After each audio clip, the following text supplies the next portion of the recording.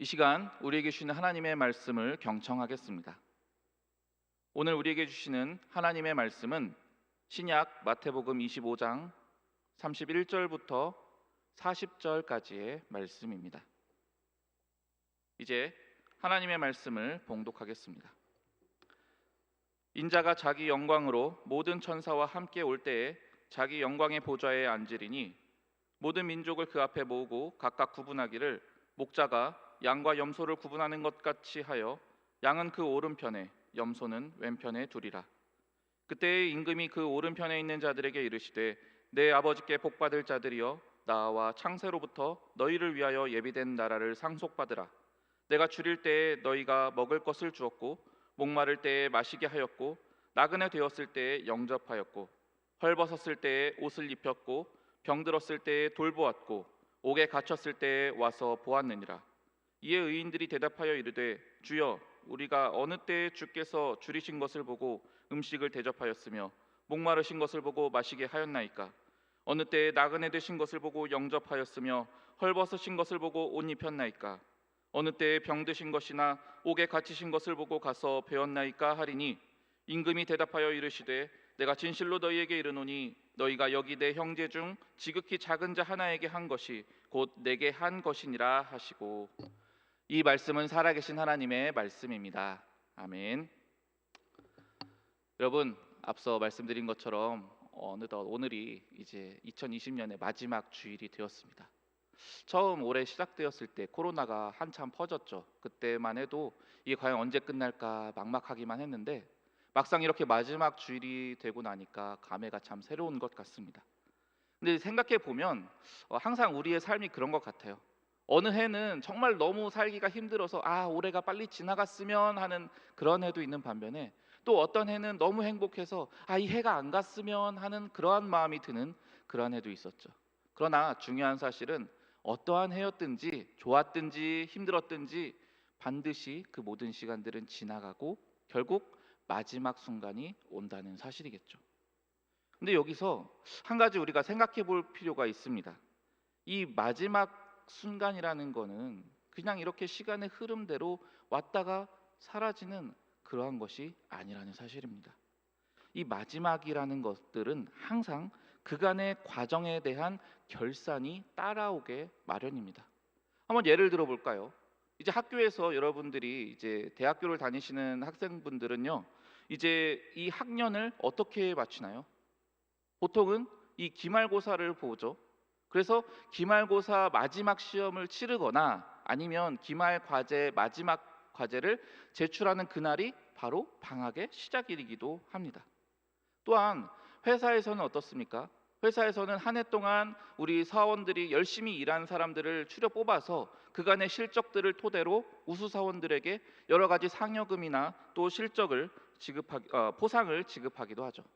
이처럼 무언가가 끝난다라고 할 때 우리는 그냥 끝나고 땡 이게 아니라 이전에 그 직전까지 내가 했던 그 모든 것들에 대해서 결산을 하는 그러한 시간을 갖습니다.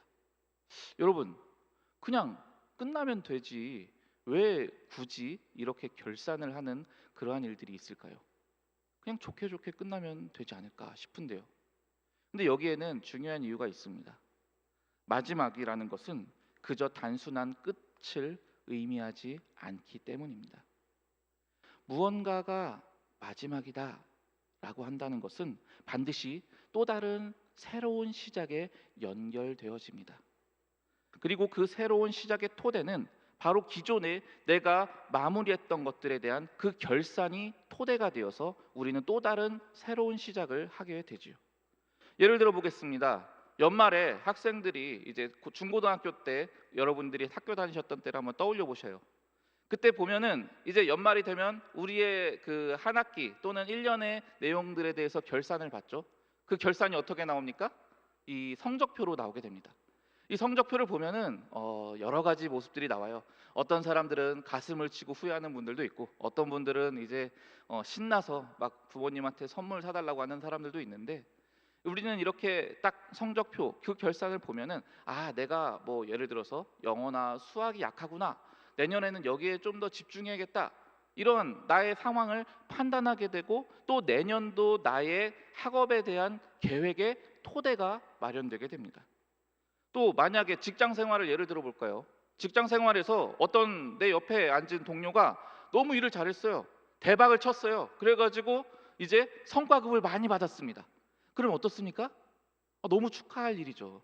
그런데 솔직히 우리가 축하만 되나요? 보통은 이 배가 아픕니다. 쟤는 저렇게 많이 받았는데 나는 뭐 했지? 그러면서 내년에는 좀 더 나도 열심히 해야겠다. 이런 생각을 가지고 이 해의 결산이 내년도 내 삶에서 일을 하는데 중요한 토대가 됩니다. 이처럼 마지막에 대한 결산은 바로 우리의 새로운 시작의 밑바탕이 됩니다. 이러한 법칙은 우리의 삶 전체에 대한 부분도 마찬가지입니다. 여러분, 우리는 유한한 인간이에요. 우리의 생명은 언젠간 끝이 납니다. 그래서 그 마지막 순간은 어느 누구를 막론하고 다 찾아오게 되는데 우리는 그게 마지막이라고 보여지잖아요.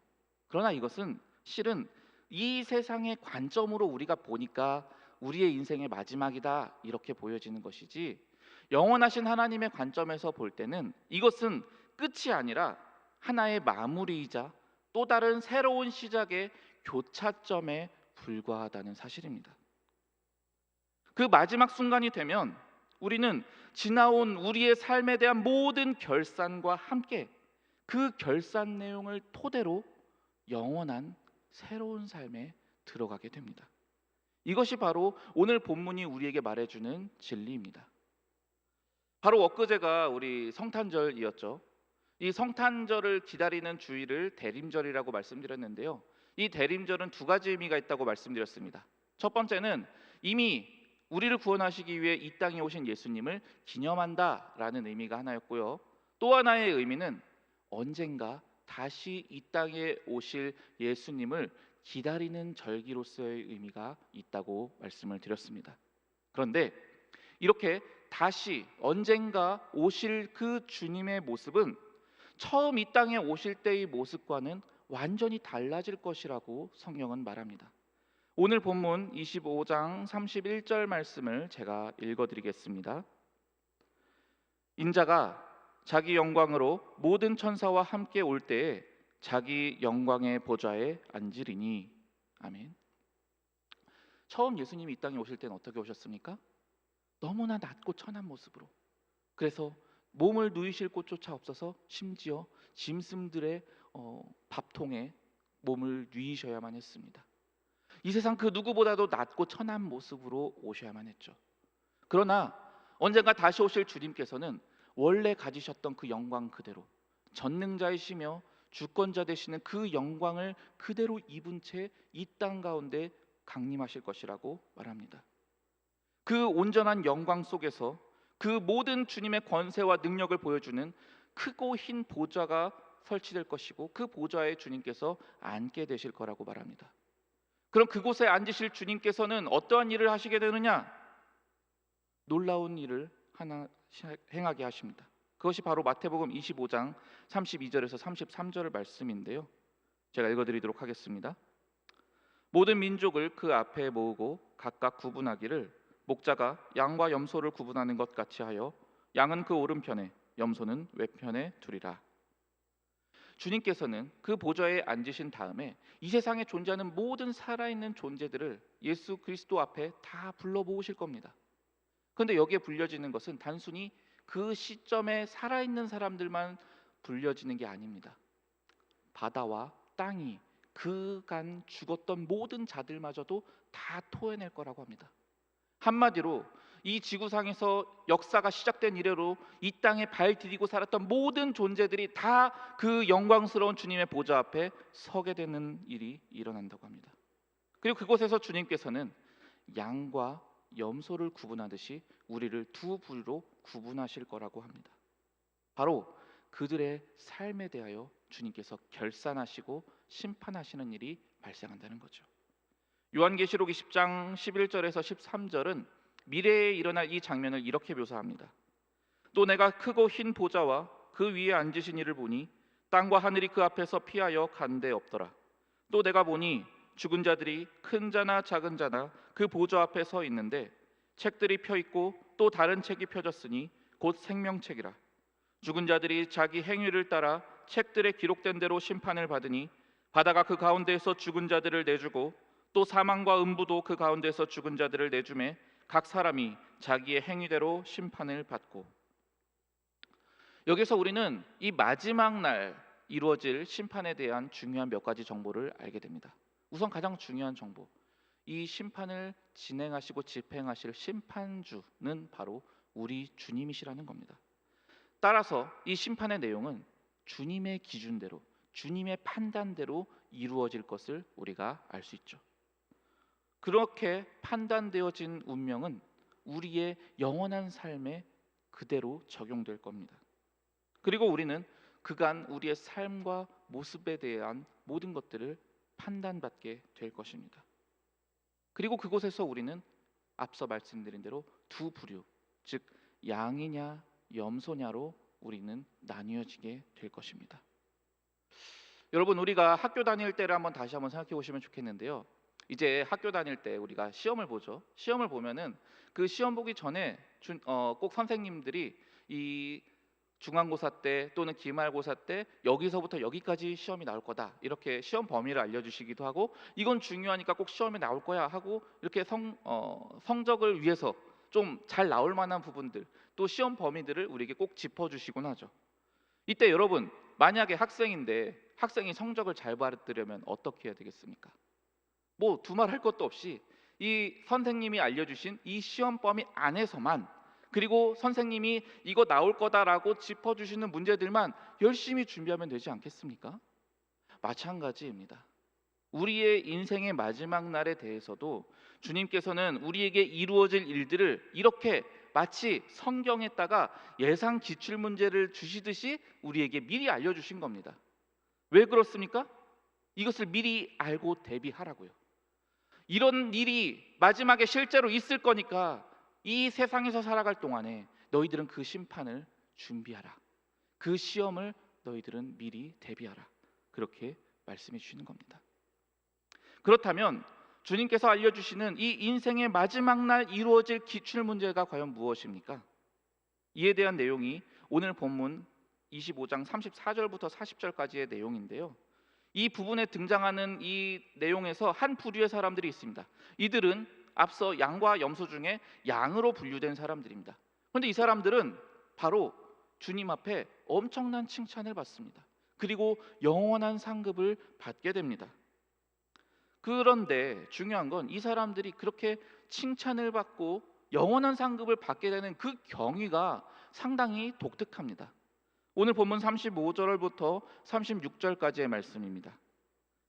내가 줄일 때에 너희가 먹을 것을 주었고, 목마를 때에 마시게 하였고, 나그네 되었을 때에 영접하였고, 헐벗었을 때에 옷을 입혔고, 병들었을 때에 돌보았고, 옥에 갇혔을 때에 와서 보았느니라. 이들이 왜 칭찬받았고 이들이 왜 영원한 상급을 받았느냐? 이들은 주님께서 여러 가지 상황에, 힘든 상황에 처해 계셨을 때 그때마다 여러 가지 자기가 할 수 있는 최선을 다해서 주님을 도왔다는 겁니다. 그 상급, 그러한 업적이 있기 때문에 그것으로 인해서 상급을 받고 칭찬을 받을 거라, 이렇게 말을 합니다. 자, 그런데 이와 같은 예수님의 그 이야기를 듣게 된 이 양에 속한 사람들이 펄쩍 뛰면서 손사래를 칩니다. 뭐라고 하느냐? 주님, 그게 무슨 말씀이십니까? 우리는 예수님을 만난 적도 없는데요. 아니, 어떻게 만난 적도 없는 예수님을 우리가 여러 가지 모습으로 도와드릴 수가 있겠습니까? 이렇게 이야기를 하는 겁니다. 그때 주님께서 이들에게 이렇게 말씀하십니다. 오늘 본문 40절 말씀입니다. 임금이 대답하여 이르시되 내가 진실로 너희에게 이르노니 너희가 여기 내 형제 중에 지극히 작은 자 하나에게 한 것이 곧 내게 한 것이니라 하시고, 펄쩍 뛰면서 손사래를 치는 이들에게 주님께서는 여기 있는 내 형제 중, 즉 우리로 치면 뭡니까? 우리 교회 공동체 중 지극히 작은 자 하나에게 선을 행했느냐? 그것이 곧 나에게 한 것이다. 이렇게 말씀하십니다. 여러분, 이게 무슨 말입니까?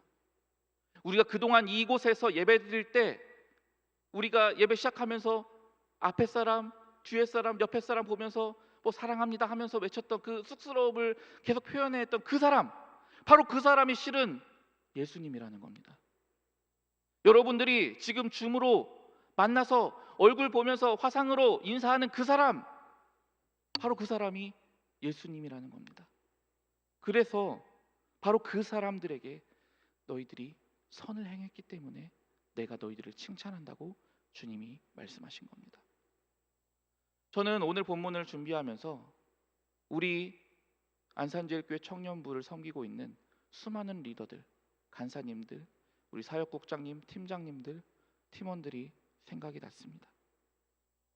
저는 올 한 해 이렇게 여러 가지 모습으로 우리 청년부를 섬겨준 우리 리더들이야말로 바로 오늘 본문 속에서 말해주는 주님께 칭찬과 영원한 상급을 받을 바로 그 양들이라고 확신합니다.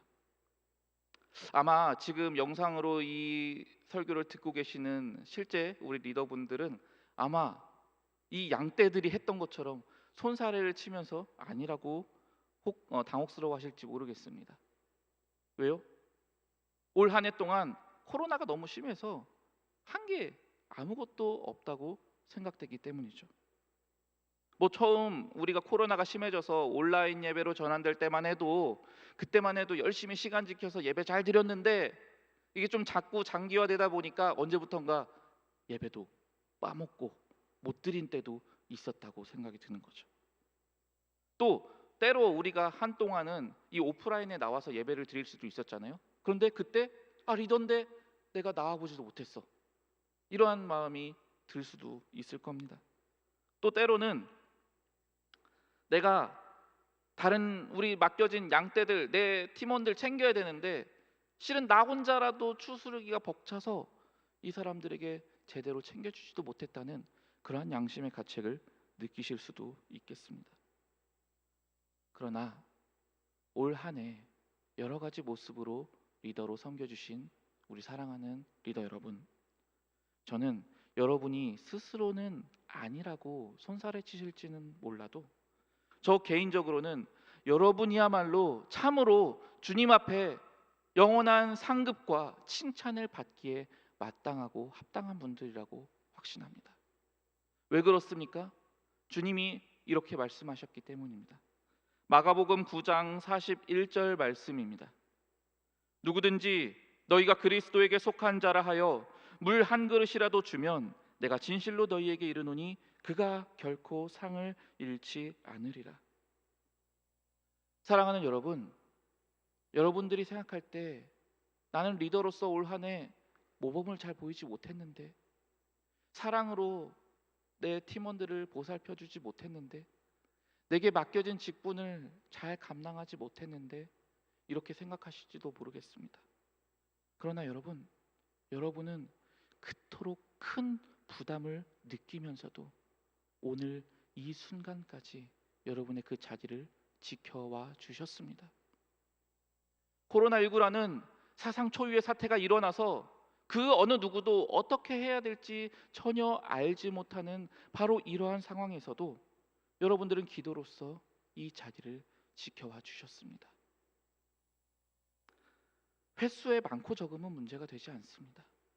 여러분들에게 맡겨진 양떼들을 생각하면서 마음의 불편함을 느끼면서 때로는 기도하고 때로는 그들의 이름을 부르면서 주님 앞에 말하면서 찬양하며 나아갈 때, 그들을 하나님께서 지켜달라고 기도할 때, 여러분들이 그렇게 마음을 써주셨을 때, 그것이 비록 내 스스로 볼 때는 마치 물 한 그릇 정도 되는 아주 작은 섬김이었을지는 몰라도 그것은 주님 앞에서 너무도 귀한 헌신이었음을 저는 확신합니다. 여러분의 그 한 번의 기도로 인해 그 누군가는 예배를 떠날 뻔했다가 다시 예배를 드리게 되었을 겁니다. 그런 여러분들의 마음씀으로 인해 하나님께서 여러분들의 그 마음을 받으셔서 그 누군가는 신앙을 잃어버릴 뻔하다가 다시 주님께로 나아오는 은혜를 입게 되었을 것입니다. 사역팀을 맡으셨던 우리 사역국장님들, 팀장님들, 정말로 우리 공동체 가운데 이 물 한 그릇이라도 떠다 줘야겠다는 마음으로 정말로 우격우격하듯이 간신히 이 자리를 지키며 또 자기가 맡겨진 그 자리를 그 바쁜 일상 가운데서도 열심히 섬겨주신 그 놀라운 섬김과 헌신들, 저는 그것을 이 시간을 빌어서 진심으로 감사드린다고 고백하고 싶습니다. 여러분들의 섬김과 헌신이 있었기 때문에 오늘 이 순간에도 예배가 진행될 수 있었습니다. 코로나로 인해서 힘들었음에도 불구하고 우리 찬양팀이 계속 이 자리를 지켜주었기 때문에 우리는 기쁨으로 마음을 다해 주님께 찬양할 수 있었습니다. 우리 유빌라 때 찬양대 정말로 열심히 때마다 순간마다 노력하면서 모아주었기 때문에 우리는 계속해서 하나님께 정말로 천사들이 흠모할 만한 아름다운 찬양을 올려드렸습니다.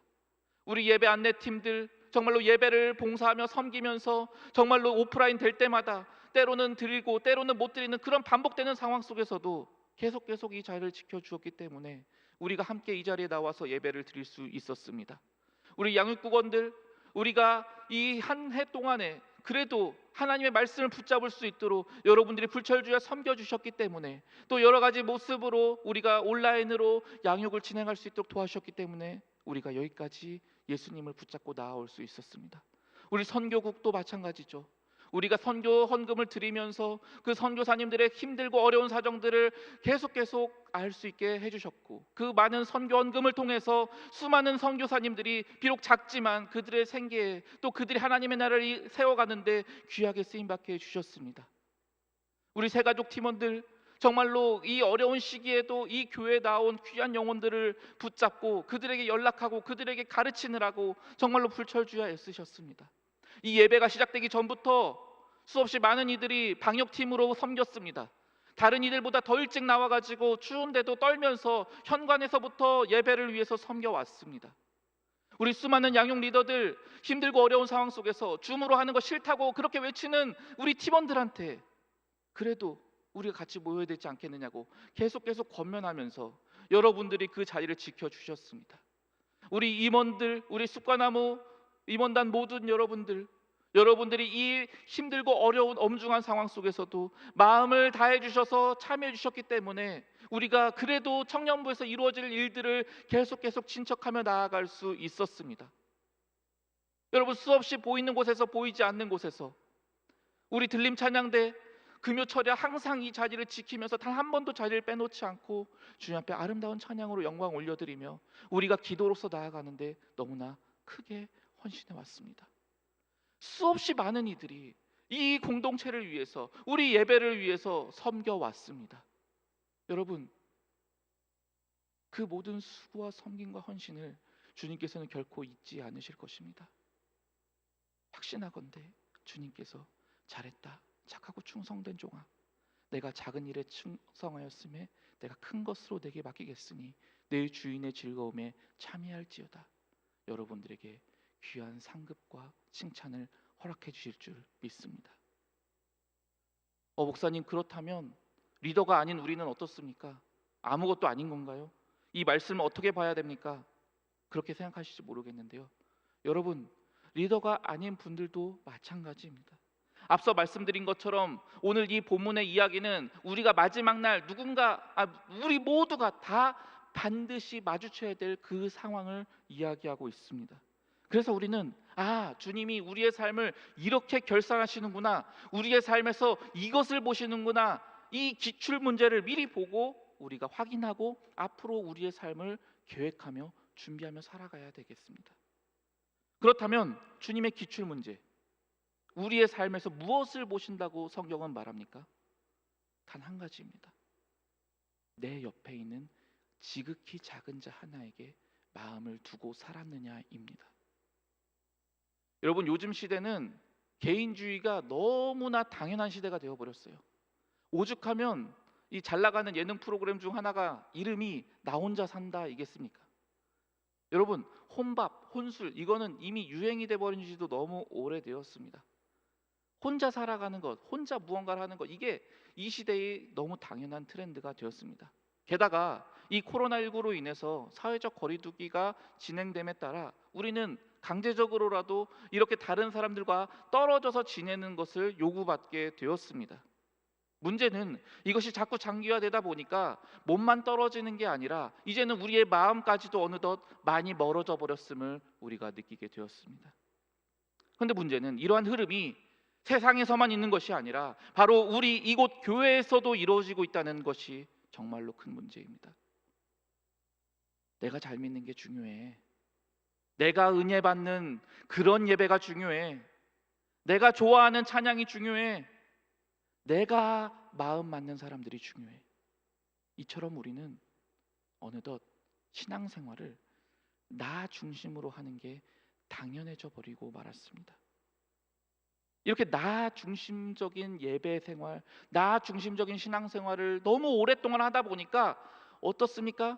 자연스럽게 내 옆에 앉아 있는 이 사람이 이름은 뭔지, 이 사람이 무엇 때문에 힘들어하는지, 이 사람이 좋아하는 음식은 뭐고, 이 사람이 신앙적으로 어떤 걸 어려워하는지 이런 것들에 대해서 전혀 모르게 되었습니다. 아니, 정말로 나하고 특별히 맞지 않는 이상, 특별히 나하고 어떤 인연이 있지 않는 이상은 우리는 대면하면서 인사조차 하지 않는 그러한 공동체가 되어버린 건 아닌지 모르겠습니다. 굳이 그들에게 마음을 쓰려고 하지도 않습니다. 하물며 그렇게 별로 대단하지도 않은 희미한 존재감에 있는 사람들은 우리는 아예 말도 걸지를 않게 되었죠. 그래서 어느 순간부터인지 주님께서 우리에게 주신 위대한 계명, 하나님을 우리의 마음을 다해서 사랑하고 또한 그와 같이 내 이웃을 내 자신같이 사랑하라 하신 이 위대한 계명을 뒷부분 딱 잘라먹고 앞부분만 가지고 신앙생활하는 게 우리의 모습이 된 것은 아닌지 모르겠습니다. 여러분, 저는 이렇게 항상 우리가 예배를 드릴 때마다 문득 떠오르는 과거의 한 가지 기억이 있습니다. 약 15년 전이죠. 저도 예전에는 대학생이었으니까요. 저도 예전에 대학생일 때 제가 어린 시절 다녔던 그 교회에서도 청년부 활동을 했었습니다. 그때는 거기에서 평일날 청년부를 위한 기도 모임이 있었습니다. 그 기도 모임에 가면은 그래도 인원수가 제법 되었기 때문에 꽤 많은 사람들이 모였습니다. 대학부만 해도 100명이 넘었거든요. 이제 청년들이 다수 있다 보니까 이 기도 모임에는 항상 많은 이들이 이렇게 모여들었습니다. 근데 저는 조금 항상 일찍 와서 예배를 준비하는 편이었습니다. 한 20분 정도 일찍, 30분 정도 일찍 와서 이제 중간에 좀 앞자리에 앉아서 예배를 드렸어요. 그러면 그 시간에는 어떠냐?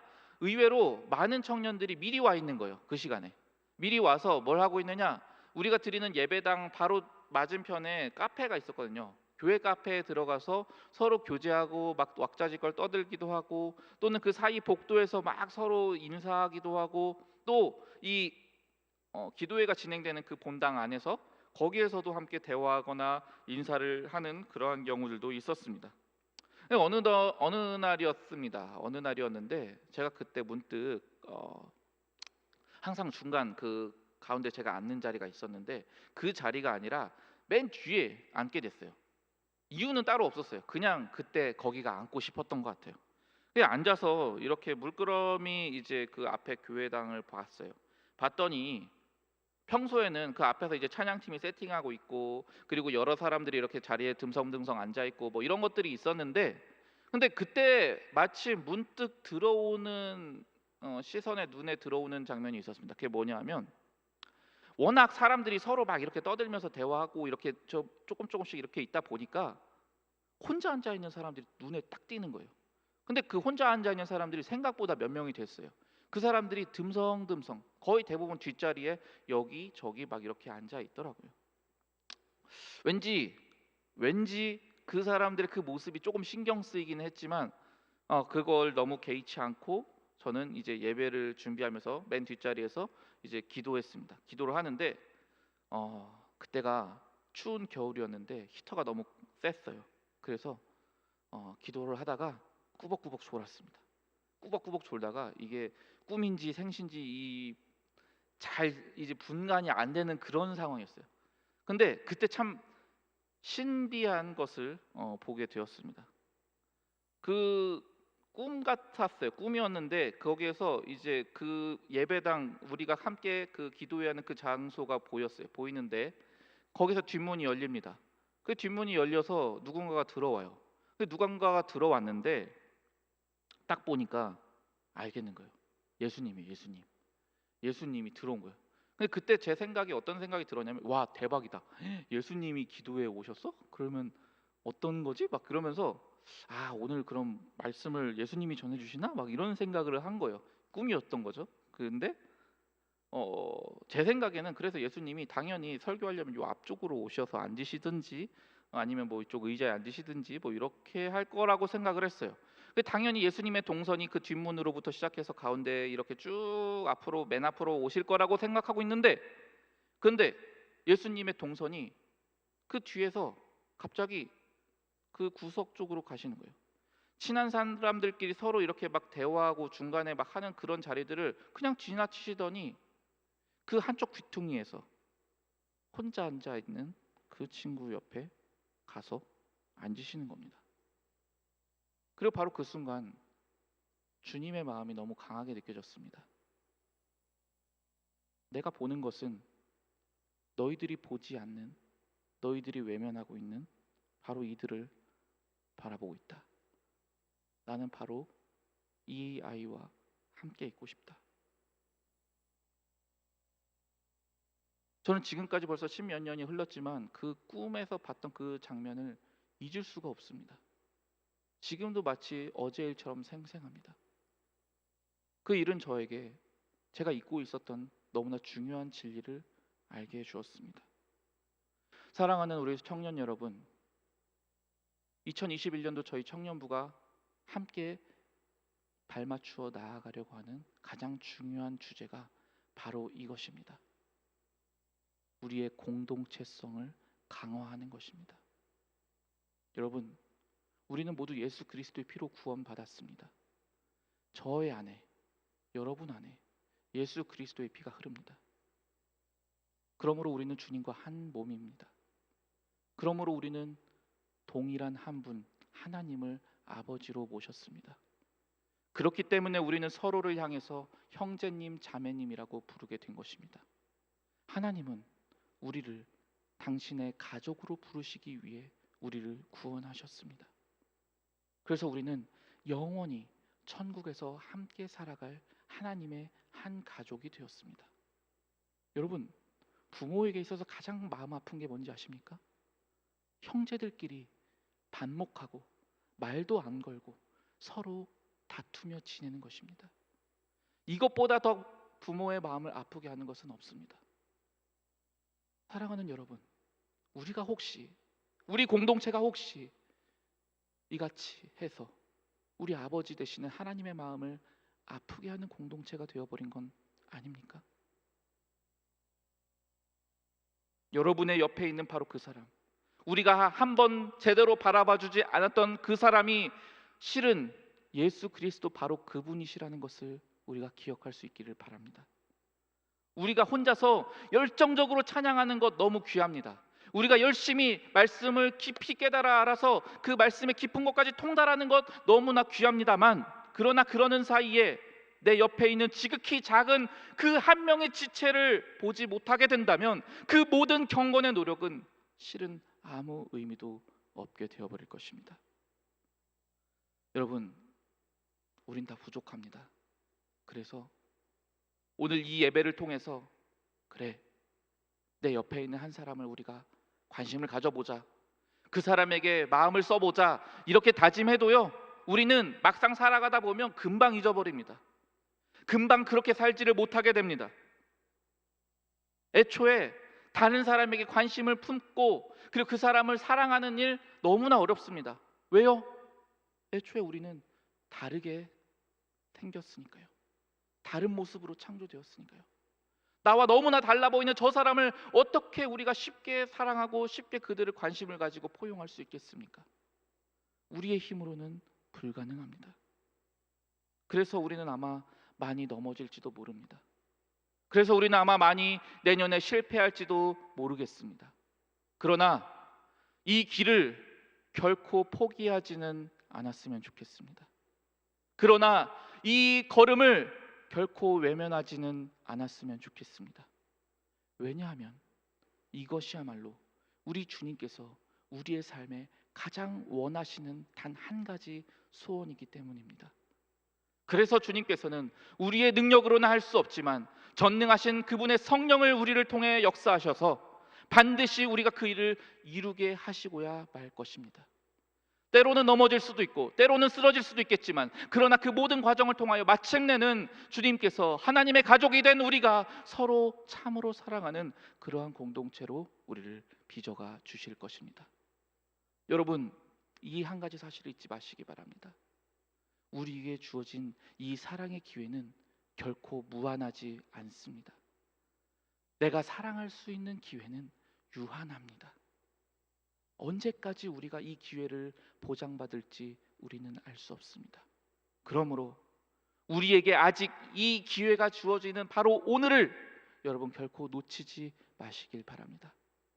바라기는 오늘 이 말씀을 통해서 우리 안에 선포하신 대로 지극히 작은 자 하나에게까지 예수님으로 그를 바라보며 그에게 마음을 품고 사랑으로 나아가는 저와 여러분이 될 수 있기를 간절히 소망합니다.